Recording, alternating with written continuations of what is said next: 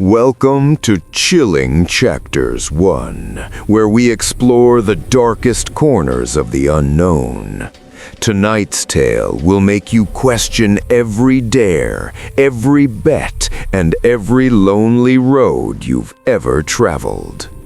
It was December 24th, and Marcus sat alone in his beaten-up sedan parked beneath a flickering street lamp.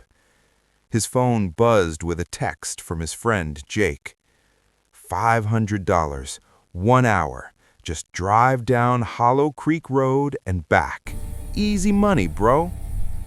Marcus stared at the message. He knew the stories. Everyone in town did. Hollow Creek Road was infamous.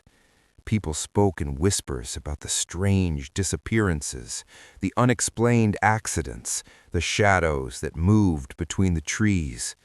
But Marcus was desperate. His landlord had given him until New Year's to pay 3 months' rent, or he'd be on the streets. "Fine, I'm going. Have my money ready," he typed back. The engine sputtered to life as Marcus turned onto the old road. Within minutes, the streetlights vanished. Only his dim headlights pierced the suffocating darkness. Bare, twisted trees loomed on both sides, their branches scraping together like skeletal fingers. Snow began to fall, light at first, then heavier, blanketing everything in white silence. "Just a road," Marcus muttered to himself, gripping the steering wheel tighter. Miles passed. Nothing happened. The monotony almost lulled him into a false sense of security. Then, through the swirling snow, he saw her. A small figure stood at the roadside, a girl, no more than 9 or 10, wearing a thin, old-fashioned dress. She was shivering, her shoulders shaking with silent sobs. Marcus slowed to a stop and rolled down his window. "Hey, are you all right? What are you doing out here?" The girl looked up, her face pale as moonlight, her eyes red and swollen. I hurt myself. I can't walk. Can you please help me get home?" Marcus hesitated. Every instinct told him to drive away. But she was just a child, alone in the freezing cold. "All right, get in. Where do you live?" She climbed into the passenger seat without a word.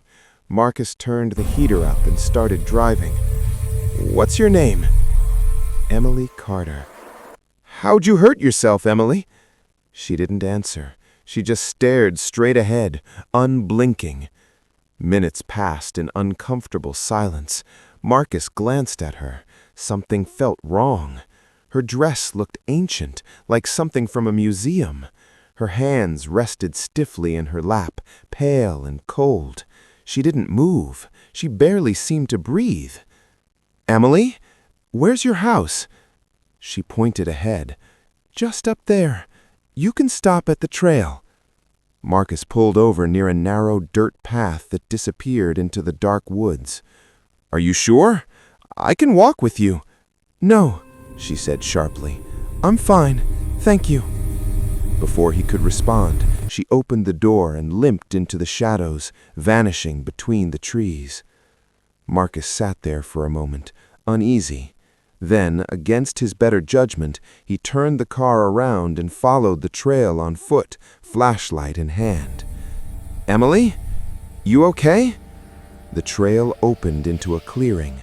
An old, collapsed house stood ahead, roof caved in, windows shattered. A faded sign hung above the door, "Carter Family Home." His flashlight beam swept the ground and stopped on a gravestone. Emily Carter, 1958 to 1968. His blood turned to ice. He stumbled backward, heart pounding. She'd been dead for over 50 years. He sprinted back to his car, threw it into gear, and sped down the road. The radio crackled to life on its own. The Unsolved Mystery of Christmas Eve, 1968, The Carter family was found dead in their home.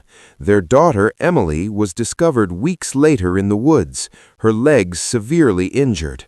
Authorities believe she may have— Marcus slammed the radio button. It wouldn't turn off. Looking for someone to take her place. Then he heard it, a child's voice right behind him. "Do you want to know how I hurt my legs?" Marcus screamed, swerving violently. The car skidded on the icy road and crashed into a tree. The next morning, search teams found the car. The driver's seat was empty. Footprints in the snow led back toward the old Carter house. Marcus was never seen again. And on every Christmas Eve since, travelers on Hollow Creek Road report seeing a man walking alongside a little girl, both limping, both heading deeper into the woods, never to return. Thank you for joining us on this chilling journey. If you enjoyed this story, share it with friends who dare to listen. Remember, some roads are better left untraveled. Until next time, stay safe and stay out of the dark.